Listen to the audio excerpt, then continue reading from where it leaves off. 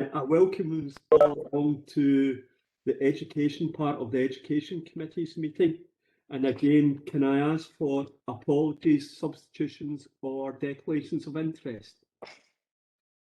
We don't have any apologies for absence. Do we have any declarations of interest?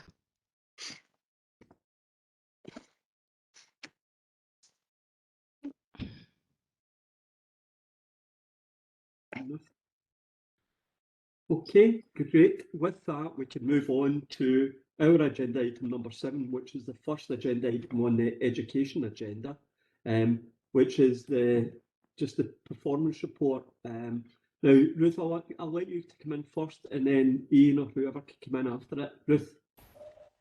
Okay, thank you. Good afternoon, everyone. So this is, if I start with the revenue budget monitoring, and then I'll hand over to Eddie to look perhaps at the capital report because there's a little bit more specific information in there. So for the revenue budget monitoring, currently there's a £618,000 underspend, which is a decrease in expenditure of 167,000 since the last committee. But as we all know, that isn't the whole picture. The projections include net COVID costs of 5.121 million, which will be fully funded from the council's agreed COVID-19 budget. I'm sure myself and Ian will take any questions on that part, if it's okay, and then hand over to the capital. Yes, certainly. That's okay with yourself, Rufina. So we've got Ian and Ruth here for any questions on the revenue part. Can I ask, is there any questions on that part before Eddie goes into the capital?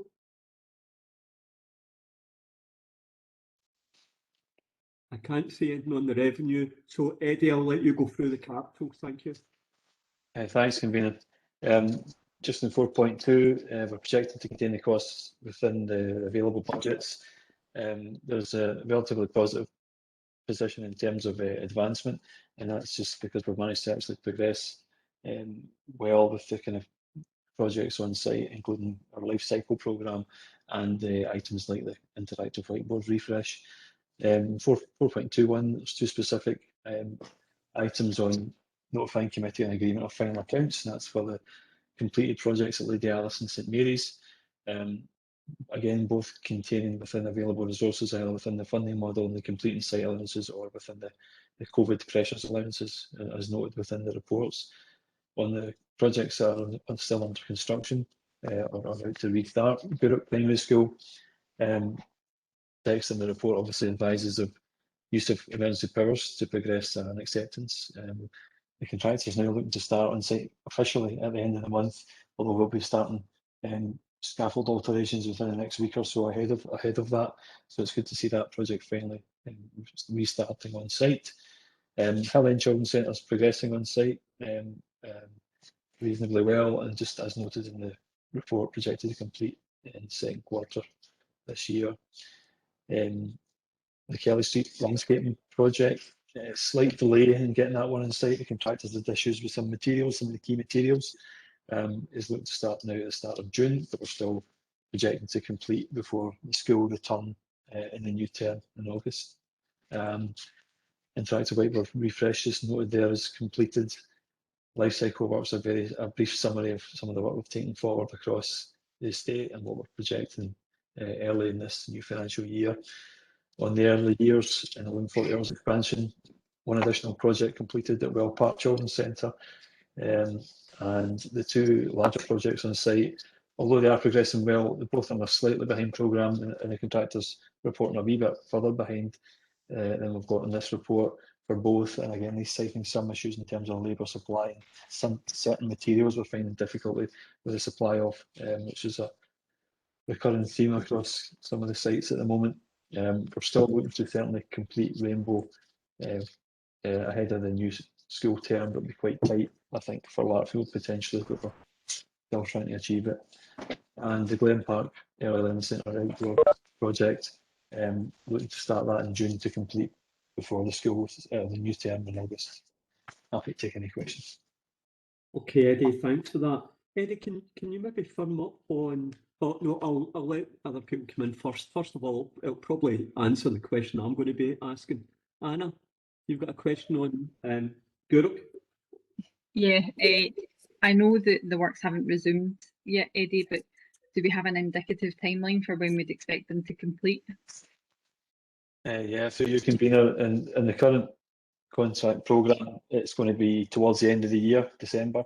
So obviously that depends on progress, but it will take till December to complete all the remaining phases and all the remaining works. Thanks, Eddie. Okay, Anna, and that was my question as well. Martin? That was my question as well. It was just the over the projects for which dates hadn't been assigned to them, and I think Eddie's going to answer that. Thank you, Martin. I know Natasha she is now calling user 3. So I'll ask, is there any other questions we've got on the capital? Jim, are you there? Have you got any questions for us? Councillor MacLeod? I'm okay, Jim. Thank you. Right. No problem. If there's no other questions, can we agree the report? Thanks on that. And can we go to item number 8, which is a report on outstanding educational remits. Ruth? So this is the report on the outstanding educational remits. There are 2 of those, the review of secondary parent pay usage and also the placing request appeals and future pressures on the learning estate. If I look at the secondary parent pay usage, officers undertook some work to look at the advantages and the disadvantages of moving towards a fully online system in secondary schools. Members of the committee will remember that we moved fully online for primary schools, and we looked to do the same in secondaries. The recommendation is that we maintain the status quo. There's a couple of reasons for that. One is that any parent who currently wishes to pay fully online has the ability to do so. So there's no real gain to going fully online. And the other is when we spoke to the young people themselves, they enjoyed the mixed economy of being able to use both. So the recommendation in 5.1 is that we just maintain the status quo and don't change. In 5.2.1, looking at the placing request appeals. Now, specifically, this is looking back to the Sheriff Court judgment from St Columba's High School. And at the time that we took this to committee, we anticipated having a written decision. But it's fair to say that a lot of time has passed since then, and it's likely that a written decision will not be forthcoming. So, just a verbal update on the outcome from that, which was that the Sheriff Court did find in the council's favour, and basically our policy on admissions and placing requests was found to be robust and held up in the Sheriff Court at that time. Since that time, we have undertaken a little bit of a tweak to that policy, particularly around the village schools, and that is fully being reported to committee. So the next part is 5.2.2, and this is not linked to the outstanding remit. This is the current placing requests for the academic year 21-22. And I suppose the test of this was whether or not we would, looking at St Columba's in particularly, whether or not the tweak we made to the village schools would make a difference. And I'm pleased to inform you that it has worked. And for St Columba's, we were able to manage the pupils within the catchment area. So 5.2.2 gives an overview of all the secondary schools and all the primary schools and the placing requests. So to be clear, every school has been able to accept its own catchment area, but every school has, and the position is shown in 5.2.2, has either refused or accepted placing requests, and the numbers are outlined there. The only primary school to refuse placing requests is Ardgowan Primary School. 5.2.3, future pressures on the learning estate. And obviously, as we move forward, the local development plan will have an impact on the capacity of schools. And it's not as straightforward as if you build X amount of houses, this is the impact on the schools, because it depends on the phasing of those houses. It also depends on the amount of people in Inverclyde, the depopulation I'm talking, so our projected figures as we go forward. So we are working with the planning team to look at where the pressures are. But if the current analysis and the proposed developments go ahead, the areas where there could be pressure, and I emphasize the word could because there's a lot of issues to be taken forward, are St Columbus High School, Weems Bay, St Andrews, Airy Mill and St Ninian's primary schools. Now, the following paragraph says that the Environment and Regeneration are considering preparing supplementary guidance for developer contributions linked to the local development plan. And we as officers continue to meet regularly with the planners to look at the projections. They're changing all the time, and of course you well aware of the legislation around accepting places to schools and what the expected phasing of the building will be. Now that seems to be the key indication for whether or not the schools can cope, is how many, even once planning permission is put in, when the actual houses are built. And there's a second unknown quantity, which is where the people will be moving from. Quite often people move within the catchment area to different houses, so actually may not have the impact upon the school. So at the moment it's still a little bit of the unknown. I don't know if Eddie has anything more to add about the pressure on the school, but at the moment, going back to 5.2.2, the schools are able to cope with what's currently in the pipeline. Thanks, Ruth. Eddie, you get anything to add? No, Convener, I think Ruth's kind of summarised it quite well. We're all aware of there's current pressures in St Columbus in terms of accommodation, and it's just a case of how quickly some of the other developments happen. Yeah. Okay, we'll open up for questions. The first question's from Councillor Wilson. David. Thank you very much, Convener. Couple of questions. Could you tell me the 55 placing requests accepted at Clydeview Academy, did many of them come from Inverkip and Weems Bay? Do you know, Ruth?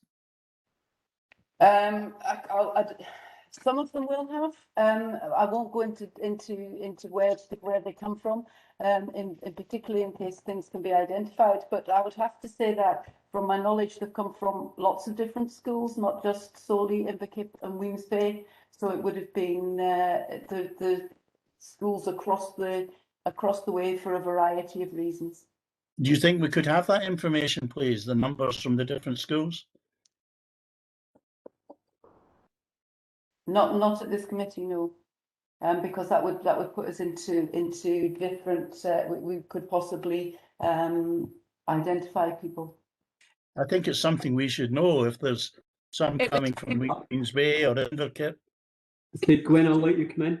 Through you, Convener, it would depend on numbers and the extent to which pupils could be identified from a data protection perspective. So it is something that we can look at.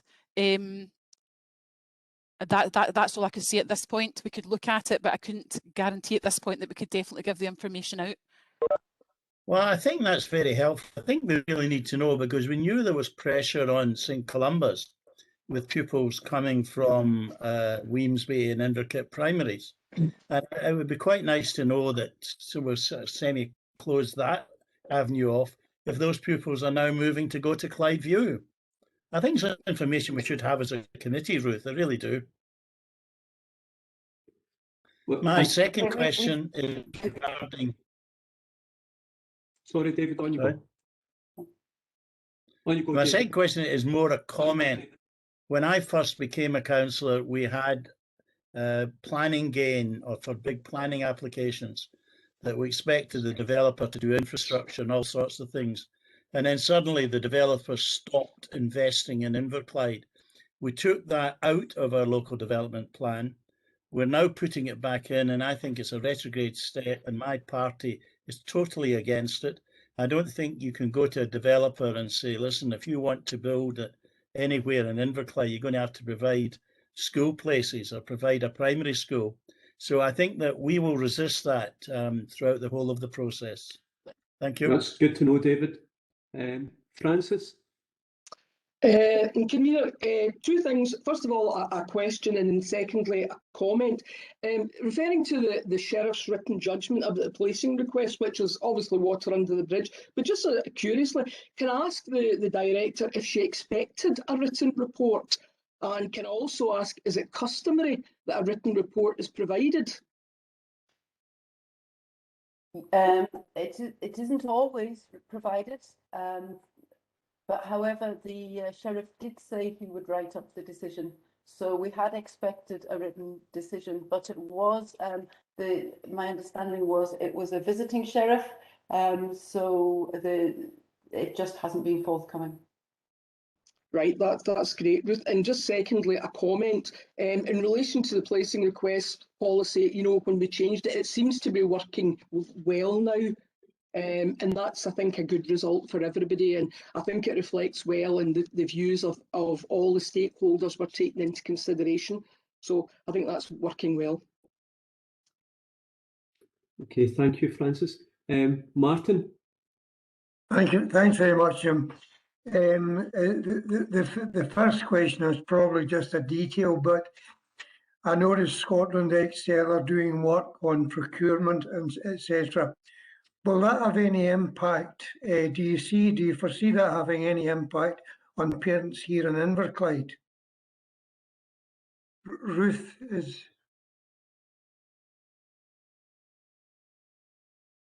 Can you not hear me?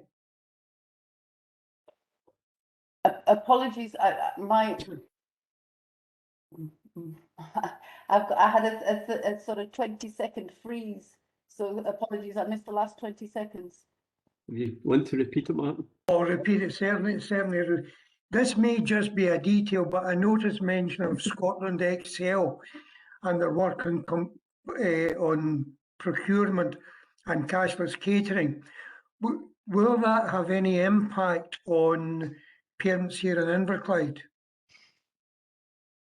Possibly, and that's looking at the whole of the cashless catering system. So there is work being undertaken nationally to look at a national system to look at that. And also we have got two different schemes that match together. So basically we currently use a reval scheme with one ICT provider, and we use the cashless catering with another. So we need the two to match. So as ICT changes, we can't always guarantee that will happen in the future. So we need to keep an eye on it. But we will also look to see what the future holds for cashless catering. It's an evolving business. Thanks, Ruth. The other question I had was, there seems to be a comparatively high number of refused placing requests for Notre Dame. Can you explain that at all, Ruth?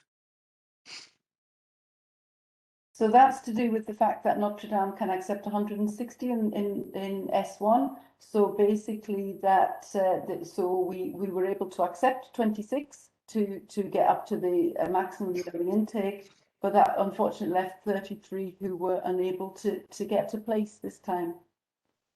Right, and I take it obviously there were none from the associated primaries. I won't. Again, it's going into details, but remember the evidence that the priority will give an element of priority to those from associated primary schools, but not exclusively to. So if there were some from the associated primaries who were in that 33, they're not guaranteed to place. So it is a selection process. Okay, thanks, Ruth. Okay, Martin. Stephen?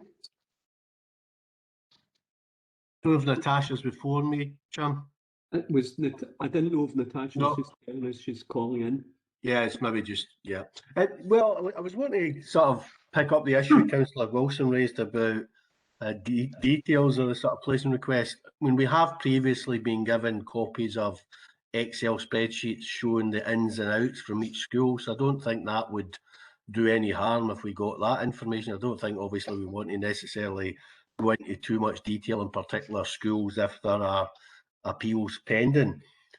Councillor Wilson also raised the issue of planning contributions in terms of potential expansion of the school estate in future. And just to remind him, his party didn't actually formally oppose including planning contributions in the local development plan. There was questions raised, and I think assurance was given by the director that there wouldn't be onerous sort of requirements on developers.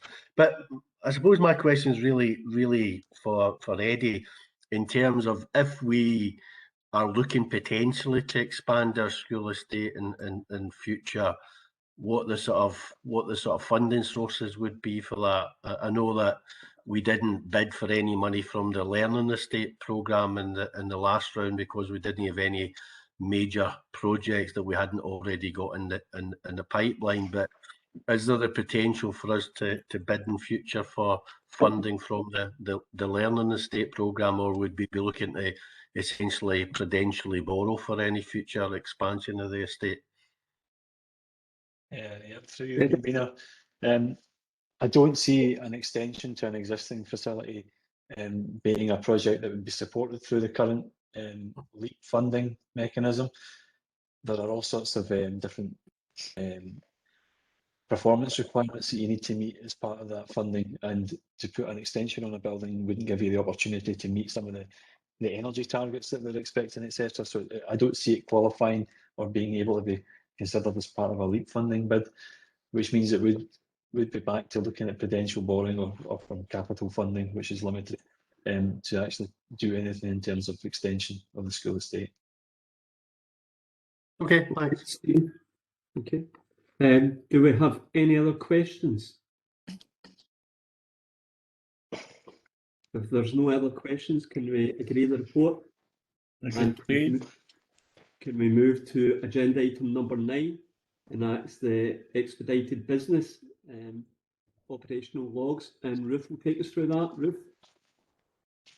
Okay, so there's a lot of detail in this, so I'll take you through it paragraph by paragraph. So 5.1 and the arrangements for reopening schools. The last Education Continuity Directive was expired on the 2nd of April, so we now are in business as usual for the governance of our schools. Guidance documents continue to be published by Education Scotland and the Scottish Government, but there is no Education Continuity Directive in place for the opening of our schools. Convener, do you want me to take questions on each one as we go, or do you want me to go through the whole paper? What to do is I'll keep an eye on the chat, and if anybody's got anything to do when that paragraph comes up, if they quickly put it in the chat, I'll signal it and we'll stop at that point and bring the question in, Ruth, if that's okay. Okay, that's absolutely fine. So the next one is about the Scottish Attainment Challenge, and we have had a summary of progress report from the 2015 to 2020. So we're now in the sixth year of the Attainment Challenge, and the report was, in the context, fairly low key, but we were very pleased with the outcome of the report. The highlights of the report are the leadership approach taken and applied, the collaborative working, the highly effective professional learning, which has absolutely been at the core of what we have been developing. That the use of data is now an integral part of everything we do. Those who were around in 2015 will remember we were developing our use of data. That is now well developed in the service and absolutely drives the improvement agenda, and overall improving trends in the attainment of our children and young people, which is absolutely where we wanted to be, and evidence of reducing the poverty-related attainment gap. The two next steps One was looking at strengthening the reporting of outcomes of PEF. That's no particular criticism of the service, but when the PEF reporting first came in, it was light touch. Everybody feels that it could now be beefed up a little bit, and also to review the care experience and Children and Young People's Fund that actually to ensure there's impact from that. Okay.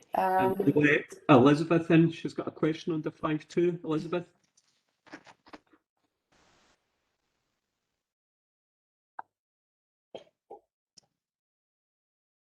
It's my usual struggling to come off mute. Sorry, Jim. Thanks. So the question I have on that section of the report is about your the second bullet point in terms of next steps, about reviewing care experience Children and Young People's Fund plans. I'm just wondering if we can have a sort of separate report on what the plans are in terms of that. I think it is probably the remaining nut that we need to crack.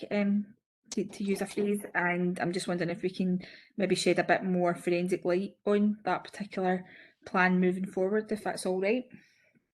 Ruth? Through you, Convener, absolutely. And the Children's Services Plan has an entire priority around that. We've done an in-depth analysis of everything we know about looked after children to inform the Children's Services Plan. This is where we work in partnership.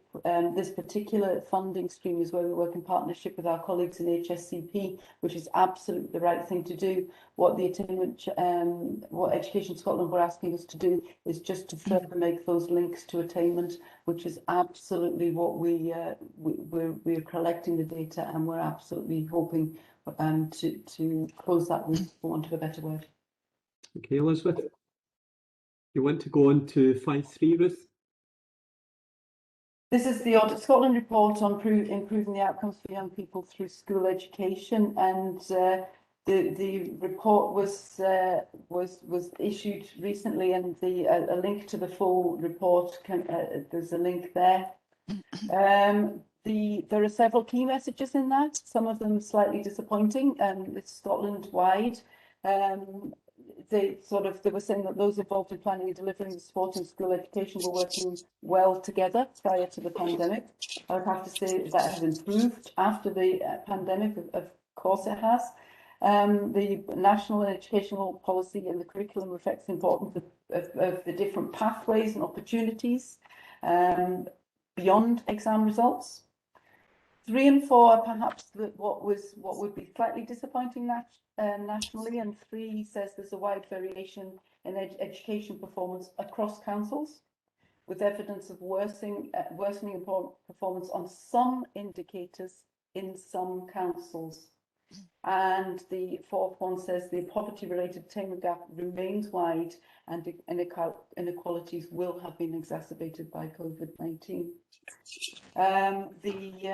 And section 5 shows the spend, but also the spend in real terms going forward. What I would say, for those of you who have read the report, the report, although it uses a very limited range of measures, and those who've heard me speak to this before, I will always hear a health warning around using a very, very limited use of measures, because there are hundreds of measures that measure attainment. But actually, on the measures used in the Audit Scotland report, Inverclyde have performed very, very well. For all of the attainment challenge authorities, Inverclyde are at the top for the 2 measures used in Audit Scotland report, and we are very much the report highlights the very, very good work undertaken in Inverclyde. But I do have to say that's with the health warning of using just a small range of measures. Happy to take any questions on that one. We've got 2 questions in this one. The first one from Elizabeth. Elizabeth. Thanks, Jim. Me again. I was obviously going to kind of put the caveat in terms of the limited number of measures, but having read the report, it is clear that Inverclyde has done really well in terms of this, and I spend half my time saying how jealous I am for Inverclyde. So as somebody who's jealous for Inverclyde to do well, this is great to see. But I'm only jealous for Inverclyde in a part. You want the rest of Scotland to do well also, obviously. It's not just about us. And I'm just wondering what mechanisms we have or what means we have to sort of, on the back of this report, be open for other areas to come and learn, or from the national systems and the regional systems that are in place to learn from what has obviously worked very well here in Inverclyde in terms of us being a nice size, a nice shape, a nice sort of scale of geography to actually. It's not been a pilot, obviously it's not been a pilot, but in terms of piloting a way of working and doing things differently, I think we've succeeded tremendously, and I think we should be open for business in terms of other people coming and learn from us, and I was just wondering what mechanisms we've got in place for that. Ruth? Okay, through you, convener. Yes, and people do come and visit us. Certainly when they see our stats as they're released every year, people are jealous and want to know what we're doing that works well. And we are very open of inviting people in and also working in partnership with others. What I would say is the authorities on the West are strong authorities, so we're able to bring each other on. And I've always maintained that the secret to the success of the Inverclyde Attainment Challenge has been that we chose 2 or 3 strong priorities, and we've never once wavered from those priorities. And we've been absolutely ruthless with the data, making sure that we're monitoring the data and absolutely monitoring what has worked and what hasn't worked, and always keeping, not introducing new initiatives on top of the ones we're doing, but keeping the faith with the ones we've introduced. And we very much see a huge benefit on the back of that in the collegiate working. I'll let Michael come in. I think Michael wishes to comment as well. Michael? Yes, through you, convener, just to build on what Ruth's saying about and give a bit more in terms of the question about systems and networks. The ADIS organisation obviously has a number of different work streams within it, and one is what's called the PIN network, the performance network. And recently there's been a move to sharing good practice through the network. So we did a presentation recently on our emerging model around peer review, but within that there's then a discussion evolving about how we can develop that kind of peer approach across local authorities and between local authorities, and not just within the West, but more nationally speaking. There's still quite a lot of ground, I would say, to cover to agree how that would work, but there's the conversation is quite advanced, I would say, within the network. In fact, I had a recent conversation with the chair of the network about how that might actually function and get organised. So there's a definite move to try and share the practice more widely. Okay, thank you. Full answer, Elizabeth. Stephen? Yeah, thanks. I mean, I suppose it's on broadly the same sort of themes. The report does recognise that I think we've made relatively good progress in comparison to many authorities and even some fellow Attainment Challenge authorities, although obviously we are an Attainment Challenge authority and getting the extra funding, which many councils are complaining about, that they're not getting the extra funding, and there is a review of the Attainment Challenge funding pending, so we may well not be getting the same level of resource in the future. But the report is obviously based on pre-pandemic data anyway, although it acknowledges that the pandemic is likely to have exacerbated inequality. So I suppose that's the question: is what sort of are we doing to identify the impact that the pandemic has had on inequalities, on the poverty-related attainment gap, and what additional sort of measures are we planning to take account of that? I'll let Ruth start off with that, and then Michael could come in as well. Ruth? Yeah, I'll start off. So as the young people have come back, there's different processes, and the senior phase obviously needing to look at the qualifications and getting them through those qualifications, and also looking at any gaps they may have and making sure there are supports put in to make sure that the young people are getting the highest level of achievement they possibly can. And in the broad general education, what we're looking at is we're asking head teachers to monitor what the achievement of a level is. What would we expect to see, and what are we actually seeing? Now, we have money for sport, so they were identifying where the biggest gaps are and where the schools will need the biggest interventions through the teachers. And also we're holding the head teachers to account through a system of peer review, which Michael will want to talk about, to actually what those interventions look like. So it's all very well getting extra support, but how are you utilising that to make sure that no child is being left behind? But I'll hand over to Michael to look at the rigour around that. Michael? Through you, convener. Yeah, briefly, but with wanting to give enough detail to answer Stephen's question. As Ruth said, we're in the middle at the moment of gathering a lot of data right across the system, as you'll know, particularly with regards to the senior phase. But the achievement of a level across the primary and the broad general education is going ahead this year. So we will have that data, and it's to be drawn up towards the end of the term. So schools are bringing to a conclusion what that looks like now. We've been doing some sense check work with the schools, and I would say you can see the impact. Sometimes, depending how you cut up the data, if you pull particularly P1, 4 and 7 together, it might look not dissimilar to what you might normally see, or you might see a slight decline. But when you pull it out across the 3 different year groups that you would be looking at for curriculum for excellence levels, you might see a different story. Some schools in areas of high deprivation are actually looking at pretty good outcomes, actually, given everything. And what the schools would say is, well, we were always going to be having a really positive year with this cohort of children. In other schools, it's definitely the emerging sense is that it's down. But broadly, when we pull the whole thing together across the authority, and it's very early days, and I wouldn't want to say too much, it's not looking so dramatically different, but there's definitely been an effect. So I think what schools have done to mitigate and to try and address the impact has been working well. But I think what's clear is that, having only really been back in school since obviously February and over the period of March for the primaries, there's more time is needed.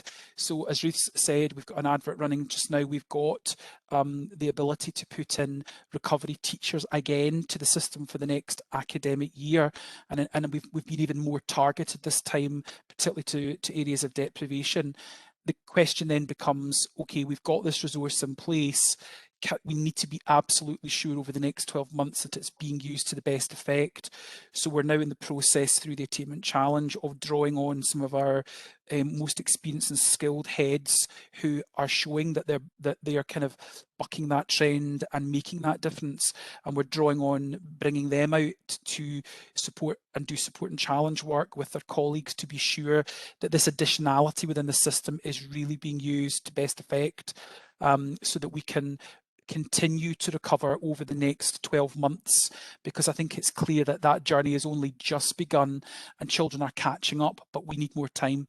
And obviously that will all then sit in amongst what happens next, as you've said, Stephen, with the Attainment Challenge and where we go beyond that.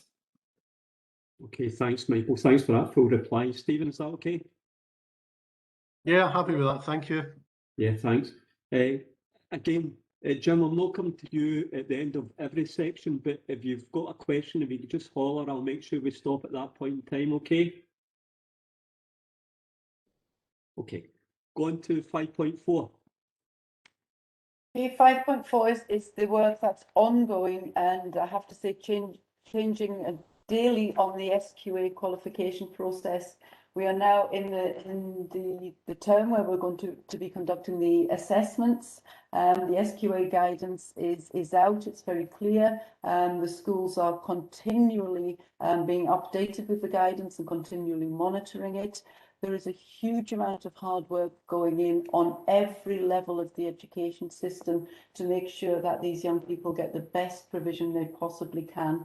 And I have to say that it's joined up working to make sure that we're able to put our to assess our young people and make sure that that assessment process is not overly onerous and does not cause undue stress. I was looking at the BBC this morning, and it was saying that young people are stressed by not knowing when the exams were, and I absolutely get that. And we're looking at timings of assessments. The authority was expected at the end of April. As to the rigour of our processes, not necessarily the processes themselves, but the rigour of everything we were putting in. I'm happy to say that we got very good feedback. It was verbal feedback from Education Scotland to inform a national report, and we are still the final pin in this will be what the appeals process looks like once the assessments have been undertaken. However, you have my assurance that we are doing everything we possibly can to get these young people the best achievements they possibly can, as we always do in Inverclyde, but also understanding the hugely complex and difficult circumstances we're in at this time. Okay, thanks, Ruth. We've got a couple of questions now. The first one is from Lynn.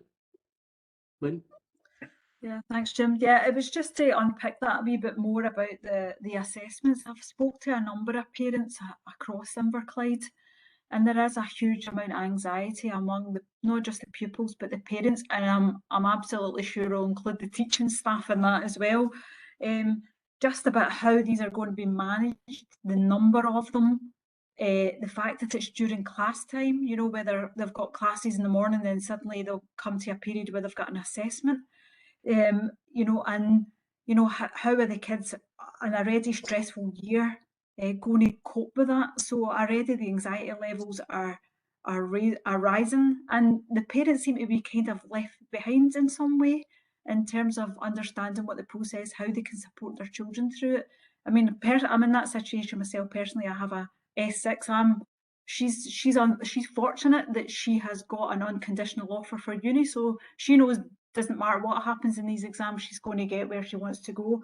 But others are not in that. You know, unfortunately, I've got conditional offers, and they're waiting for those conditions. You know, and it's depending on their future. So I think the question I've got, I mean, one round's about communicating to parents and how do we help them cope with that anxiety. But my main one being is there going to be flexibility in the system with the assessments to take individual circumstances into consideration? You know, everyone's got a different experience of their learning remotely, and will that be taken into consideration? We've got some kids that have had to self-isolate when they were back at school, so they've missed chunks of their education as well. Their home life isn't perfect, so it's really just to unpick that. Is there a bit of flexibility in there in terms of the teacher's assessment to look at an individual and look at other ways to sort of justify their mark or their grade? Ruth, I'll let you answer, and then you could bring in Michael if you want to bring in Michael right away. So every school should have a clear set of guidance, and there should be question and answers that should reassure parents and the pupils themselves. What I would say is the assessment process, you need to have evidence. The SQA are very, very clear that any assessments need to be backed up with robust evidence.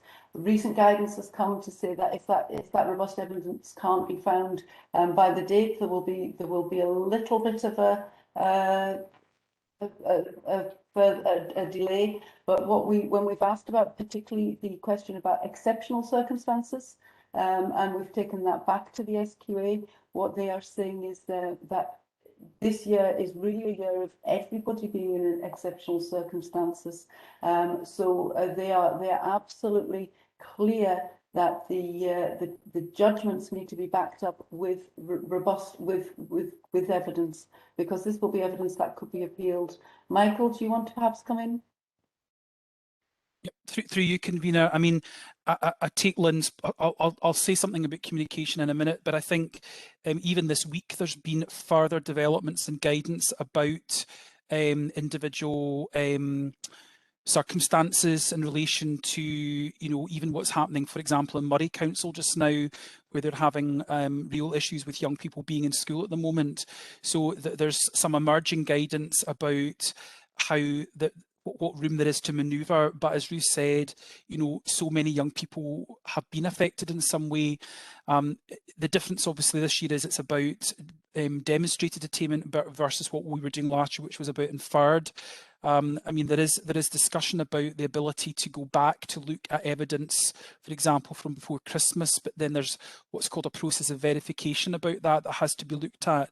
So what I would say is that it's an enormously complex situation for everybody, and communicating that to parents is obviously key. Now, I know just from conversations with heads in the last 48 hours, I was with Alison Fanning yesterday, and she was saying that they had a virtual SQA event for their parents and had a big turnout, and a representative from SQA was there.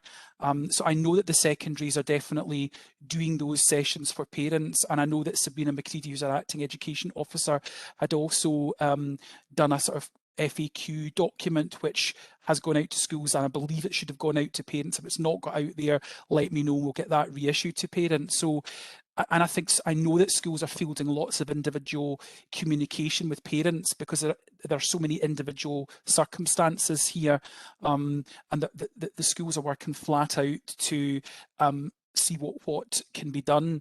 We're just about to go next week into the next part of our timeline, which is a data sent check. We will meet with the schools to look at what it's looking like, but there's still the opportunity then to identify some gaps or for more assessment. And this is the problem then, that there might be a need for further work to be done by both teachers and pupils. And I know that that's putting pressure on everybody. We have gone back to heads again, and Sabrina has been meeting on a regular basis with deputies who lead on SQA senior phase, and we've been asking them directly about what are you doing and what could we do in respect of support for young people. There's been a few, I have to say, self-referrals from young people to Action for Children about anxiety, but we've also been trying to find things that the schools are able to do, and Action for Children have been supporting as well in respect of managing exams. Well, exam stress is the traditional terminology, but the stress of the current situation. So I think everyone is working flat out, and there's a real sense of that pressure because it's a very uncertain set of circumstances.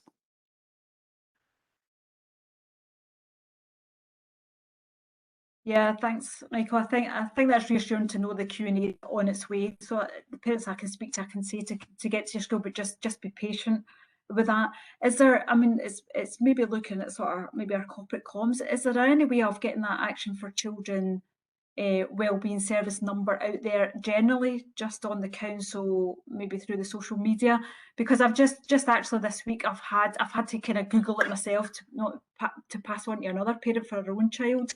I just think it would be, you know, I think the way it's working is the schools are identifying passionate children in need, but I think if parents are understanding that number's out there, if we could do something there, I think that would be quite useful. Sorry, Jim, I can't hear you.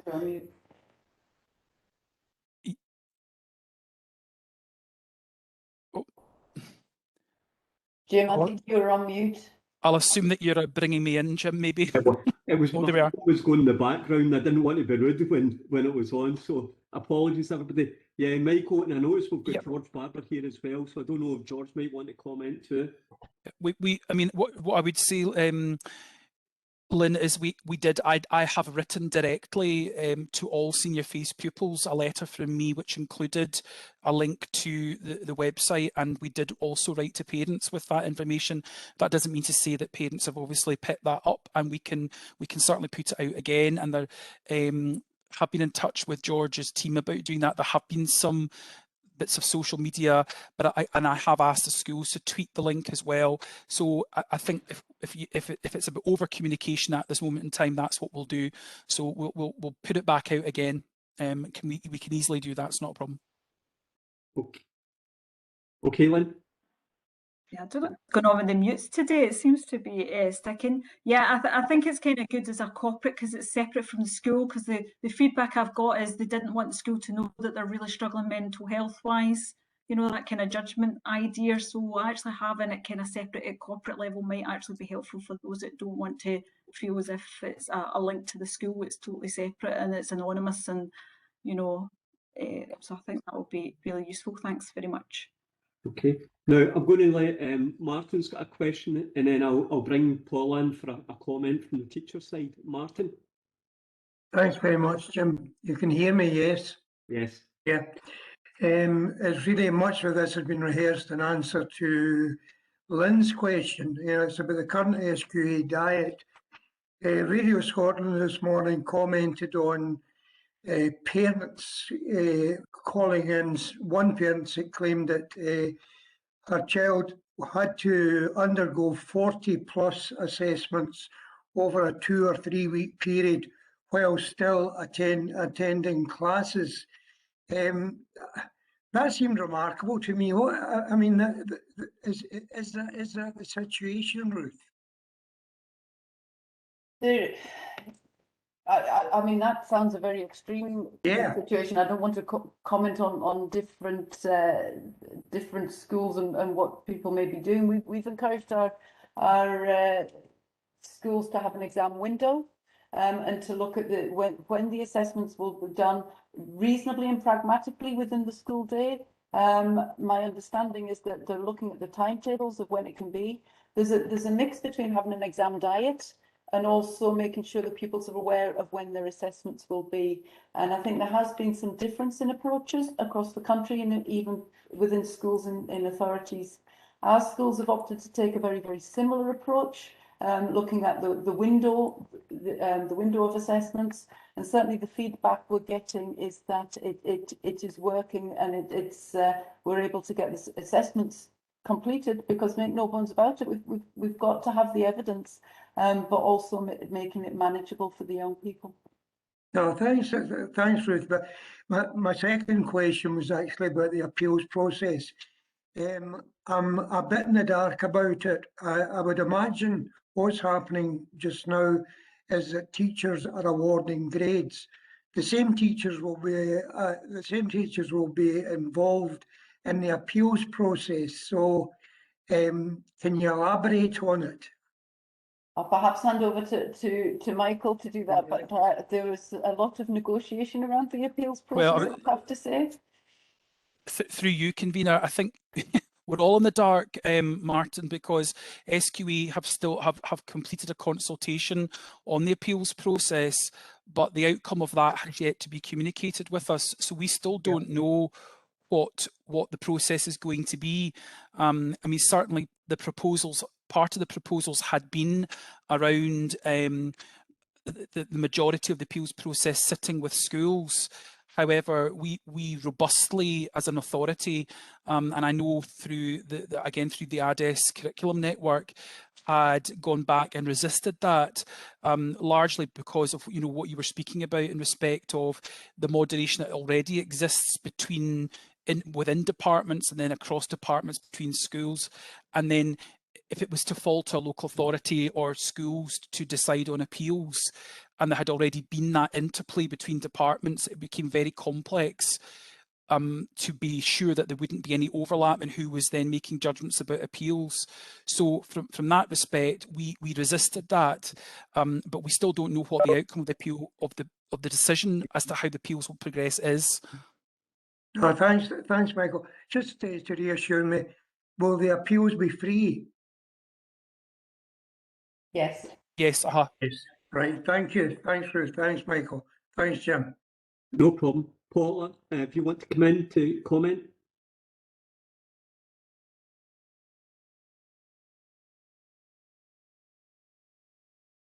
I think Paula's having a bad difficulty.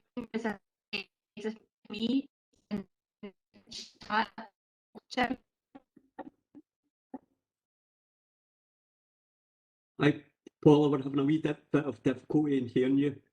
I think she said she was going to put what she wants to say in the chat. Okay. Thanks, Elizabeth. No, Elizabeth, you're the interpreter then for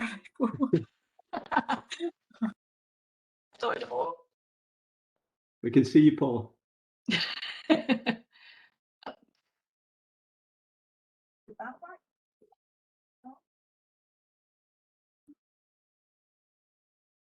We can see and hear you, Paula. We can hear you just.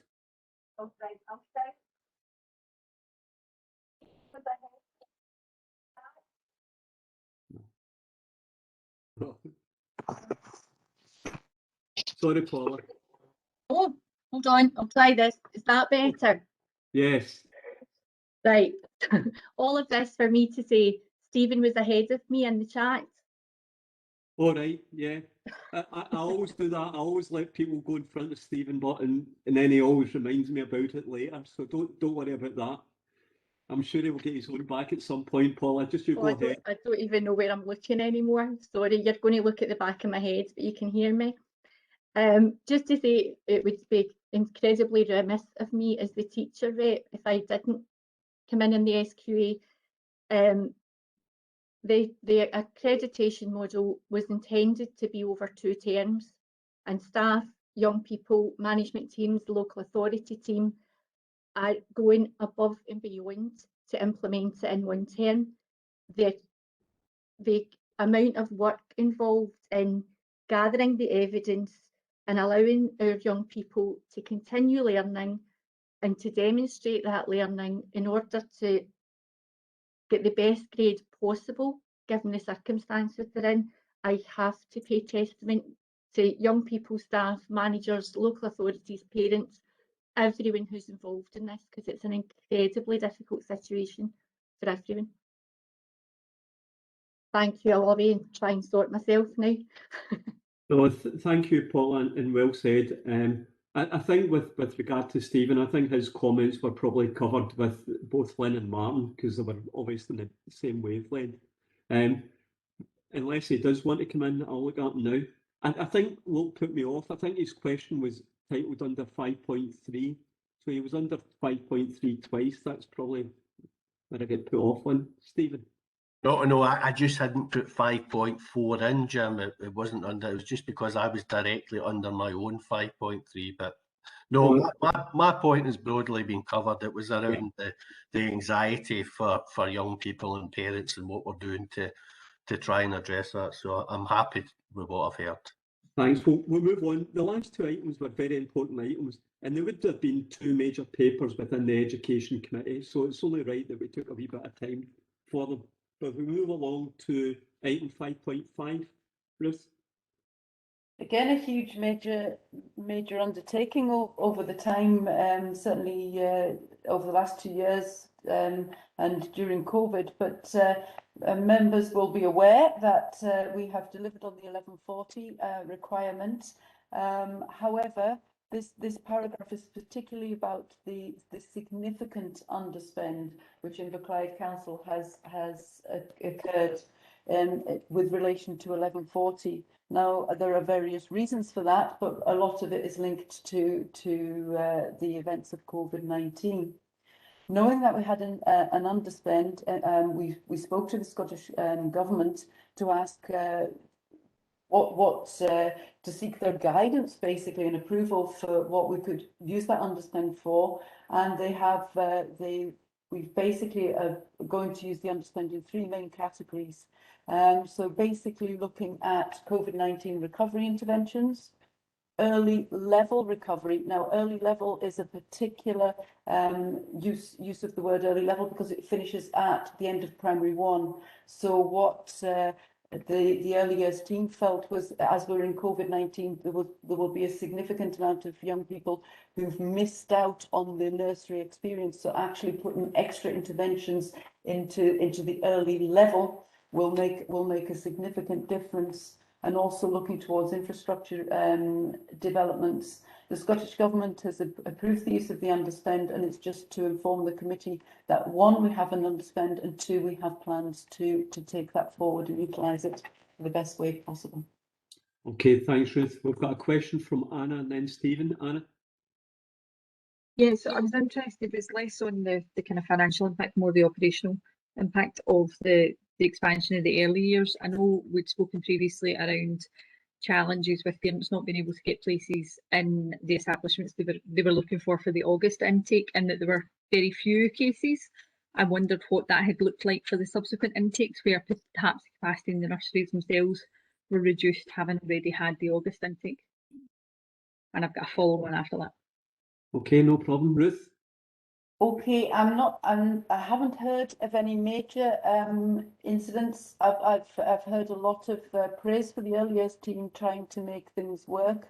Delivering 1140, of course, the early years were one of the first people back as in the totality. What I would say is that the bubbles the children are still in the bubbles, so that's creating a lot of resource issues.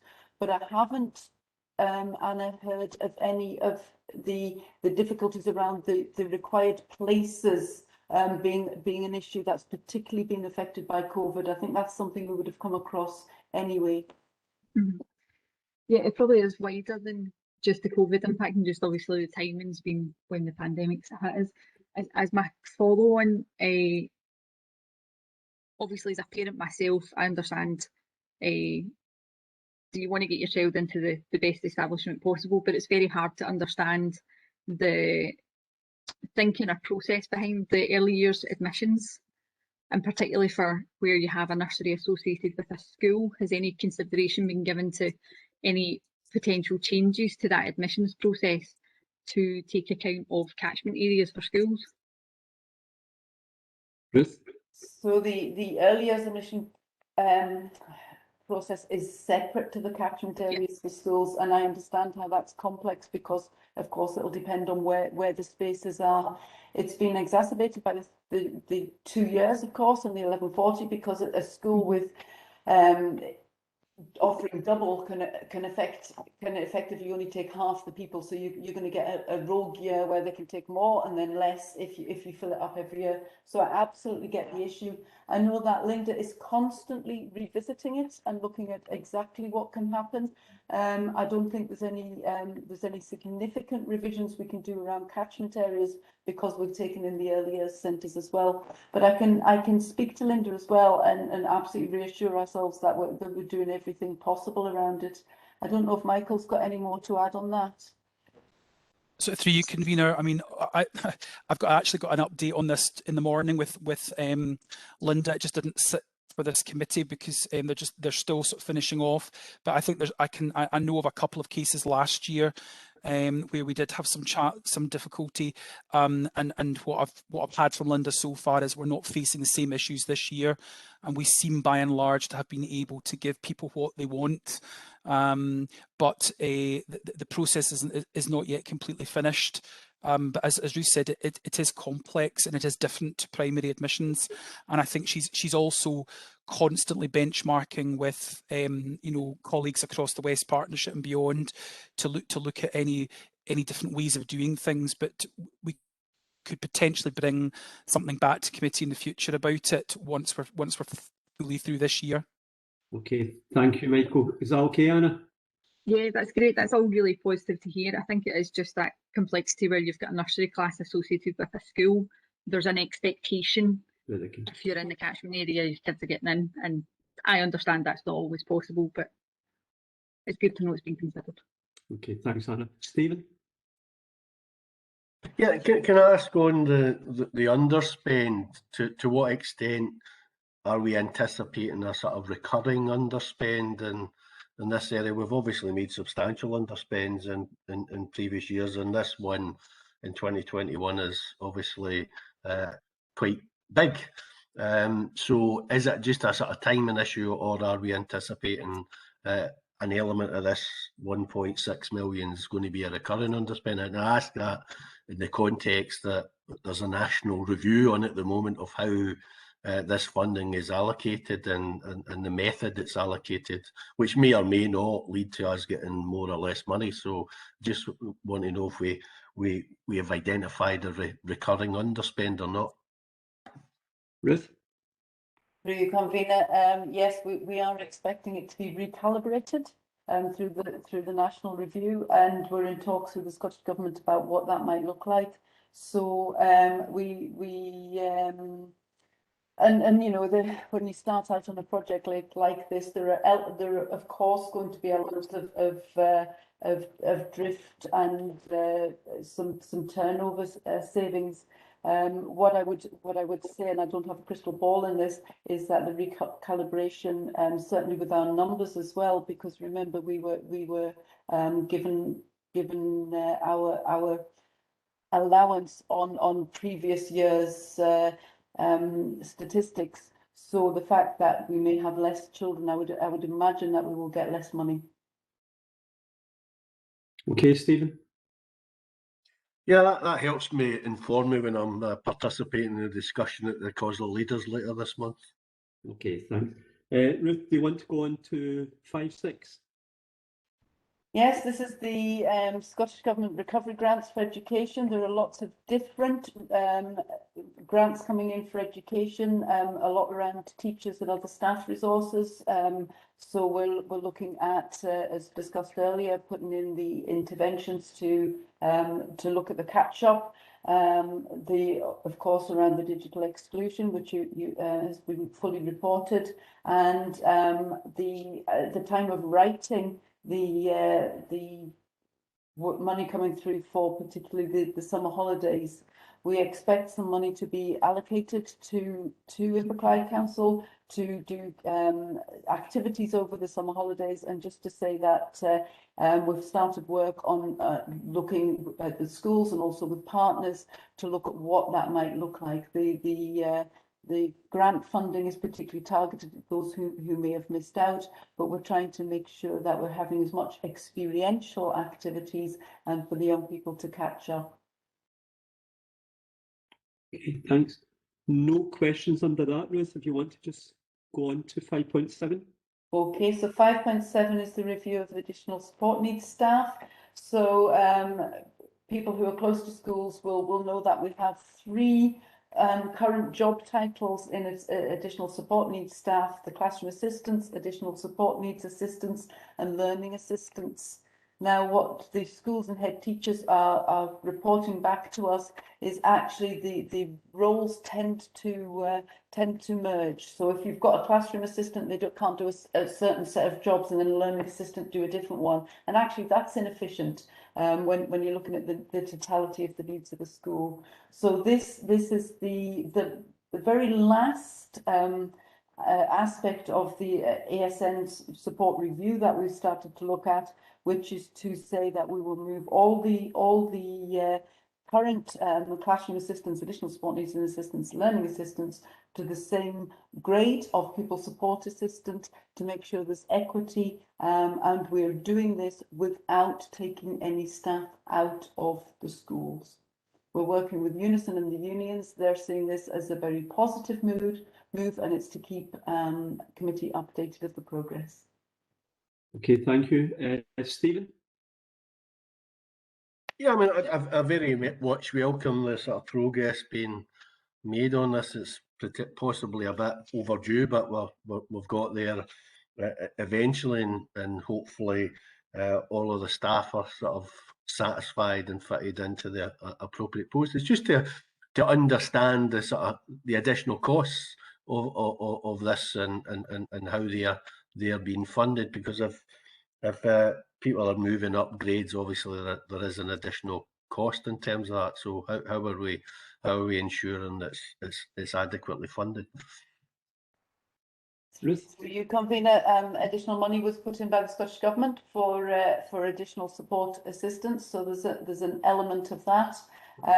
So and I think we've increased some of the personnel, but it's actually making sure we've got a more efficient workforce. Tony's closer to the detail of the actual monetary position, but we're using the additional funding that came in from the Scottish Government. Tony, do you want to comment, or has Ruth covered that? Yeah, Ruth has covered that. It's just that there's in order for there to be no detriment, we've used the Scottish Government funding to make sure it's within budget. So just to be clear, rather than recruit additional ESNs, we are using part of that money, I presume, to regrade, because we've already got fairly high levels of ASN support. Is that the case? Well, that's it. When you compare it to other local authorities, we are quite, I wouldn't say generous, because there's always a need, but we're able to do this, and it will allow us to be a bit more flexible with the workforce and be able to put support where it's needed at quite short notice now, without thinking about what the specific job title of the individuals are. So it's a really positive thing, but I think this is probably the best way of increasing capacity for us. Although it's not recruiting extra people, it is increasing capacity, and we're able to deploy staff a lot quicker and a lot easier. Okay, thanks for that. Okay, Stephen, we could go Jim, on. Yes, Jim, can I just ask? Yes, by all means. Can I just ask, what's the staff's feeling on this? What's their response? Are they positive about this, or what's their feelings? Okay, so we undertook 10 briefing sessions with the staff, so that everyone had an opportunity a couple of weeks ago to express their views. Generally speaking, they are positive. There are obviously a few concerns, because some people think we're going to be moving people about all the time, but we will be maintaining the consistency for the purposes of for the staff and the schools as much as possible. There are some staff who, because particularly classroom assistants, who will be moving to delivering something more akin with personal care occasionally, they're maybe a bit nervous about that. But alongside the review is also an investment by the service in staff training as well, through our psychological services team, and also we wouldn't be putting people into positions or putting them in a position where they wouldn't be experienced or trained to the point of undertaking the job. So at the moment there's a ballot with Unison, and they've balloted their members, and it's hoped and it's anticipated that we will be able to get a collective agreement through Unison in order to take this through. But we are supportive of staff. We are being sensitive to their needs, and we've got some time, because obviously we're trying to do this from August, where if there are some people remaining that are concerned, that we work with them, with HR and with the unions, to try and get them to a position where they can undertake this new role. Okay, thanks. Okay, thank you. Is that okay, Jim? Can we move to 5.8, Ruth? 5.8 is the West Partnership Interim Action Plan. Of course, through the pandemic, the West Partnership has also been responsive and basically has produced an interim action plan, and there's a link in the paragraph 5.8. Okay, are they okay with that? If you could go on to 5.9. So 5.9 is SPT. Is the committee's been asked to note that the intention of SPT to extend the current school transport contracts for a year from August 2021, and the reasons that are outlined in the paragraph. Okay, again, no questions on that. Can we go to 5.10? Yeah, 5.10 is the phasing of the free school meals. So this is the intention of the Scottish Government to provide free school meals on a phased basis to go from P4 to P7, and having everybody on free school meals no later than August 2022. Now, Inverclyde are already ahead of the curve on this, because we already provide free school meals for P4. So the Members' Budget Working Group had considered a variety of options, and the options being proposed is to phase free school meals essentially a term ahead. So we will start with P5 in August 21, although the Scottish Government requirements would only be for P4. And actually to then phase as quickly as the service can manage, is my understanding, to work towards all pupils in P1 to P7 getting free school meals. The reason the Scottish Government have chosen not to go with the big ban is because the implications, the practical implications of this still need to be worked through. So we anticipate that if we start with P5, then we can bring a report back to the November committee report on how it's going and say what the future implementation might be. The take-up tends to be about 80% of pupils entitled, so it doesn't always mean that the school that we've got the 100% uptake that we'd envisaged at the beginning. So that does give some capacity in the system that might help to take it forward. Okay, thanks, Ruth. No questions on that. If you could go on to 5.11. So 5.11 is the bring your own device. Now, we had opened up the bring your own device network in secondary schools, and at the time of taking this to the last committee, this was not the proposed option in primary schools. So basically, this is asking for permission to open the bring your own device network across the whole of primary schools. We are now in a completely different climate.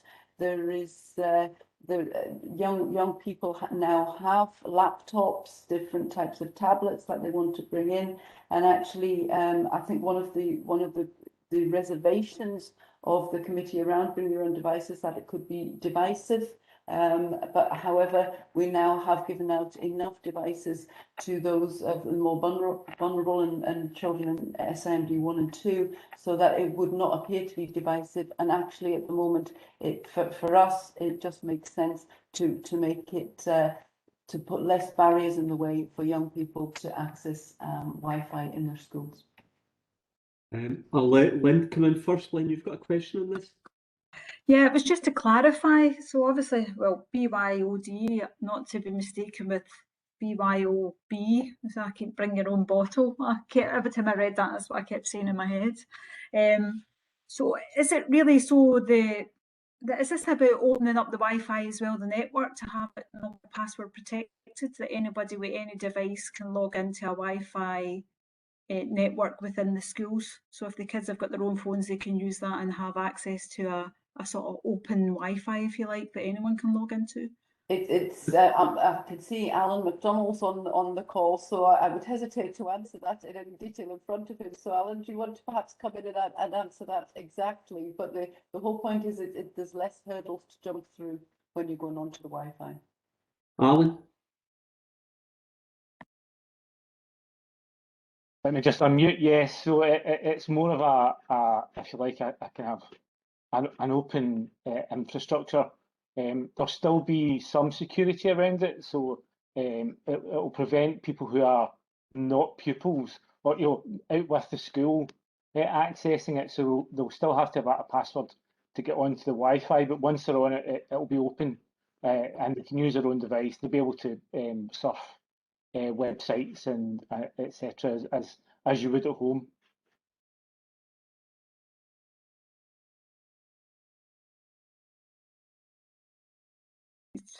Yeah, no, that sounds good. I think that was a real hurdle previously, where a lot of kids were using their own data because the Wi-Fi, getting access to the Wi-Fi within the school was causing a problem. So obviously that will make it a lot easier for a number of the pupils. Thanks. Okay, no other questions on that. Can we go to 5.12, Ruth? And I'll immediately hand over to Michael to talk to the standards and quality. Michael. Through you, convener. So this is us trying to recalibrate back into our usual cycle of improvement planning for the service through to schools. You'll recall that we would normally have brought a standards and quality report around about this time, and we weren't able to do that last year due to the pandemic and the first lockdown. So the standards and quality report didn't reach you till around about August. So this is a report on a much shorter space of time, but we felt that it was important to go through the process, capture the achievements of the service in schools, but critically, I think, find and identify the key next steps for the service going forward.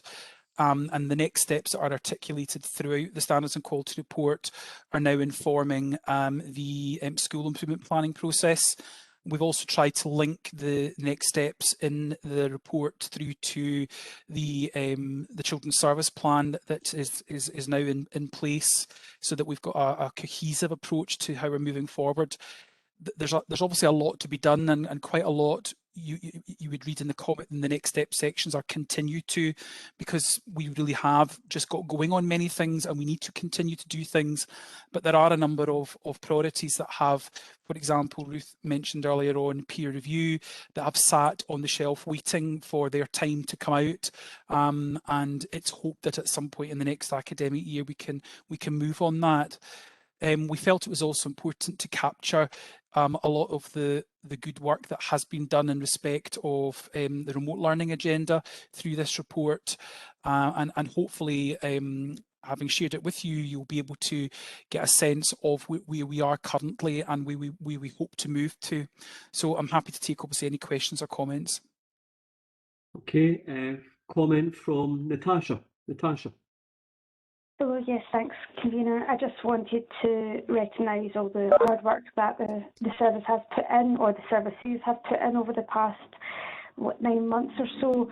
And I think looking at the highlights, I think we've got a lot to be proud of, and I think it's just important that we do recognise what the staff and what our officers have been doing throughout the pandemic. So I just really wanted to commend everybody for the reaction that they have had. It's not been easy, and it has been reactive rather than proactive at times. I just think it's really important to recognise the highlights that we do have. So thank you to everybody that was involved with that, and I look forward to seeing how this progresses as we go forward. Yeah, thanks, Natasha. And sorry, Lynn, I forgot that you had the 512 as well. Lynn?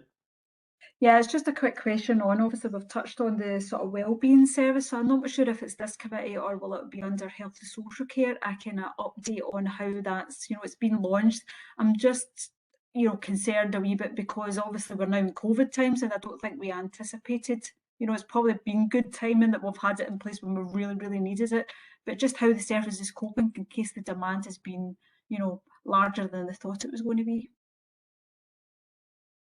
So Michael, sorry. Through you, convener, a report will come to committee to link in with the end of the first year of the service. The service began in August 2020.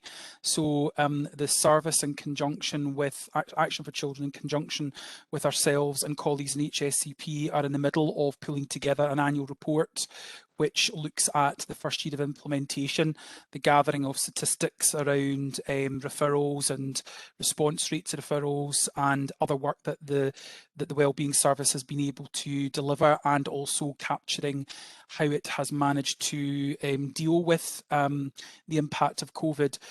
I don't want to preempt that report, and it will come to both this committee and HSCP IGB as well, because there's funding from both the Scottish Government grant and there's funding from within IGB as well. So that report will be coming to you early at the next committee, essentially at the beginning of the next academic year. Is that okay, Lynn? Yeah, that's great, thanks. Any other questions from anybody? Can we just go to the recommendations? Can I ask you to note the contents of the report, agree the 192,000 for the phasing of the free school meals, and approve proposed changes to the bring your own devices to educational establishments? Can we agree? Agreed. And can I thank everyone very much for their attendance today? It's much appreciated your input, and I hope you have a nice night.